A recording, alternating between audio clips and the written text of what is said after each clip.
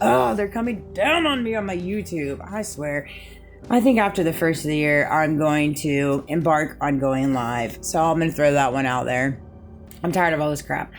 That said, I'm going to try to do it. If I need to get a new phone, anyways, we'll figure it out. But I was just having a conversation with my mom, and it rose the thought of a conversation I had with my coworker in reference to, like, I can appreciate con men that are like, look, they're upfront about it.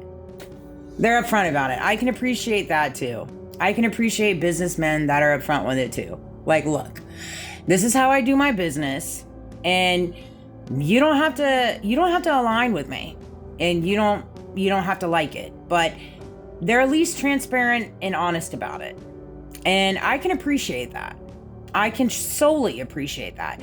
I would rather somebody be completely honest with me in reference to them and that nature of the beast than pretend they're somebody they're not. And so I give kudos to that. Is it hard to swallow sometimes in reference to that? It definitely is when you are someone that chooses to move in humility and humbleness. But at the same time, you can't fault somebody for being honest. You can't. And living in their truth. Now, whether their truth aligns with you, that's it's up for grabs. That's not for you to say, because you are not the judge. God is the judge. God will judge, but if somebody is moving in their truth in reference to businessmen, con men, this and that, like, hey, I'll take truth all day. I'll take truth all day. And so I can appreciate that. That said, I wanted to touch on a couple other things. This is going to be my only video because they're pissing me off. Oh, this came to me earlier. There's nothing wrong with speaking your truth and being vulnerable with your thoughts, whether people understand or carry empathy is a pathway of releasing the unknown from your spirit. So that came to me so often enough. I think we get misconstrued on people being vulnerable, being authentic, and sharing their truth, sharing their thoughts, sharing their opinions, sharing their beliefs, and just, talking and sharing. And I don't see anything wrong with people sharing their truth and their opinions and their thoughts.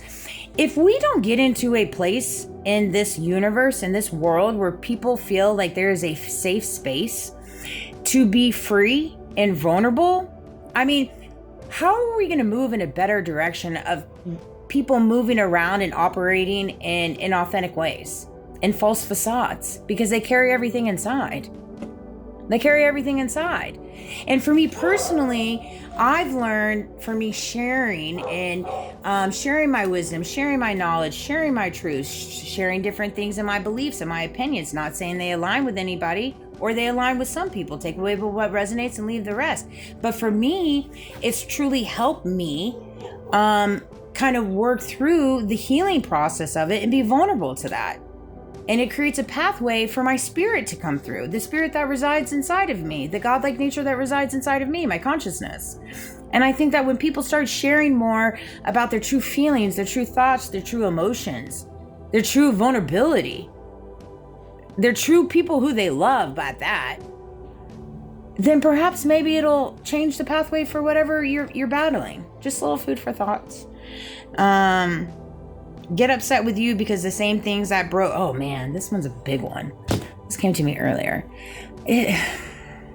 There's nothing like coming face to face with people. Sorry, I can't get over this, guys. There's nothing like when you come eye to eye and face to face with people that just get really upset with you because things that you've been through and they know you've been through because they were the ones that partaked in inflicting that in you. Whether that's family, friends, community, government, law enforcement, agencies, XYZs, they get mad because things that would have broke them didn't break you. And so because they didn't break you, you're now a problem as well. So it's like one of those things. It's like, danged if you do, danged if you don't. And so I look at it like this. Well, I mean, if you're upset because you inflicted pain onto me intentionally, and because it didn't break me, you're also mad at me? Baby, that is not something I will carry on my side. You need to talk to God about that. You need to talk to God about that. At that point, you truly do. That's all I can say to that. That is a you problem. That is not a me problem. And if you want a problem, well, no problem. No problem for me, because I won't carry your problems. And these are things.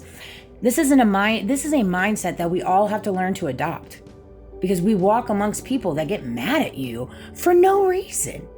No reason. I have this, again, I'm going to piggyback on this. I had another conversation and I was like, I have come into contact so often in my life, in the 41 years on this earth, with people with lots of money, lots of power, the abundance to buy whatever they want at a drop of a hat. Okay, a drop of a hat. I've never really been in a position to do that. I've moved mountains to help people. I've done all this stuff with my family, this and that, but I've never been in a position where it's like, hey, you know what? I want that. I'm going to get it. And so I'm very blessed for the little things that I have. And I love that nature that God has kind of helped me with. But because I choose to operate in peace and happiness and love, it still pisses people off. That because how is this chick? How is this? And you got to think, it's for men and women. How is this chick? How is this man, right? How are they still happy? And they have nowhere near the amount of what we have, and yet they're still happier than we are. We don't like that either. So again, we have people that walk amongst us that don't like you because you're happier and you have less, or everything they've inflicted on you, they wouldn't have been able to make it through, but you did. And then they're still not happy. So it's like, okay, these are realistic conversations I have with myself all day, every day. And when I have conversations with myself and different things like that in reference to the nature of my higher self, these are conversations I have with God. And God just be showing me through. Like, Amanda, do you hear the conversation you're having? It makes no sense. And so when I can't make sense of something, I don't try to. I just give it to God. Be like, God, you got that. Because I'm not going to figure that out. I'm not going to figure out what makes people tick. Not in that nature of the beast, that's for darn sure. But yeah, they're coming down on me, so I gotta look at some things. I've got some things anyways, I'm gonna leave that one in the back pocket. I love you guys. I hope you have a good night. I've got to run to the pharmacy, see if they have my prescription. But I love you. I hope everybody had a good Monday. And yeah, we in this together, and it's going to get bad before it gets better. I mean, it just is. This is just the beginning. It literally is. It just is. I mean, it really is. We are in the brink of new earth. We are in the brink of judgment day. And we are on the brink of a cusp of a whole different level of spiritual warfare. And when you know, you know. You know. And I know no. So, I love you guys.